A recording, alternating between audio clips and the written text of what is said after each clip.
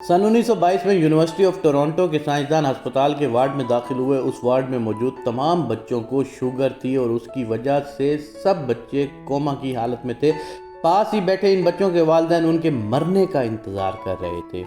ऐसे में वो साइंसदान एक बेड से दूसरे बेड की तरफ जाते हैं, हर बच्चे को एक इंजेक्शन लगाकर आगे बढ़ते जाते हैं। जो ही वो आखिरी बेड के नज़दीक पहुंचते हैं तो पहले बेड वाला बच्चा कोमा की हालत से निकलकर होश में आ जाता है और कुछ ही वक्त के बाद पूरा वार्ड, जो कि मौत के इंतज़ार में था, मौत के मुंह से निकलकर जिंदगानी की आगोश में जा बैठा है। लेकिन आखिर इन डॉक्टरों के पास कौन सा जादू था? ये डॉक्टर थे या फरिश्ते जो यूं जिंदगी बख्शते फिर रहे थे? तो जनाब, इन डॉक्टरों के पास ताज़ा इंसानी तौर पे बनाई गई इंसुलिन थी। यही वो इंसुलिन है जिसके इंजेक्शन ने आज करोड़ों लोगों को जिंदगी बख्शी है।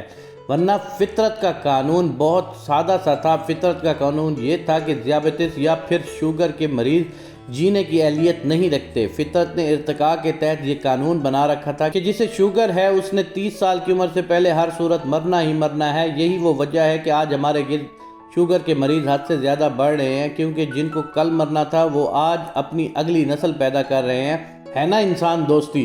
पहली बार इंसुलिन कैसे बनी? हमें 18वीं सदी तक इस बीमारी का बस इतना पता था कि मीठा खाने से कुछ लोग मर जाते हैं, लेकिन किस वजह से मालूम नहीं था।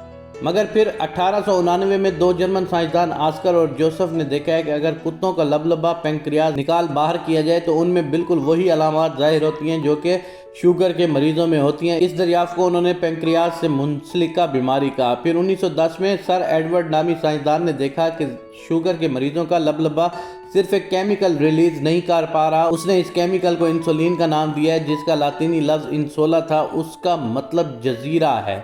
फिर एक सर्जन सर बेटिंग और उसके असिस्टेंट चार्ल्स वेस्ट ने 1921 में कुत्ते का लबलबा निकाला और उस पर पीले रंग के उज़्व को इंसुलिन का जरिया मानकर एक दूसरे कुत्ते को, जिसे ज़ियाबतीस थी, लगाकर 70 दिनों तक जिंदा रखा। इस हैरानकुन तजर्बे के बाद कॉलप और मैकुलट नामी रिसर्चर्स ने गाय के लबलबे से इंसुलिन निकालने का कामयाब तजर्बा किया।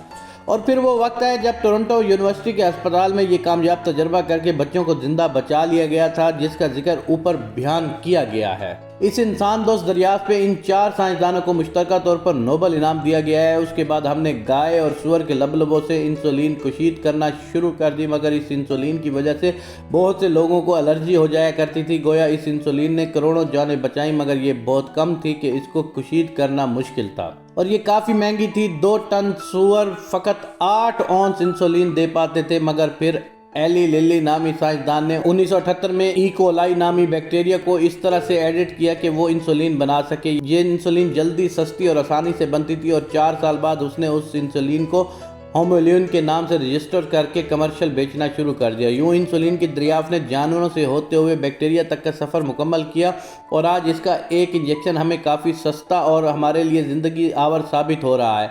इंसुलिन की दरियाफ्त इस सदी की एक सबसे बड़ी दरियाफ्त थी, जिसने करोड़ों लोगों को फितरत के तय करदा बेरहमाना असूल के तहत मरने से बचा लिया। गो अभी ये शुगर का मुकम्मल इलाज नहीं, मगर करोड़ों जानों की ज़िंदगी की ज़मानत ज़रूर है।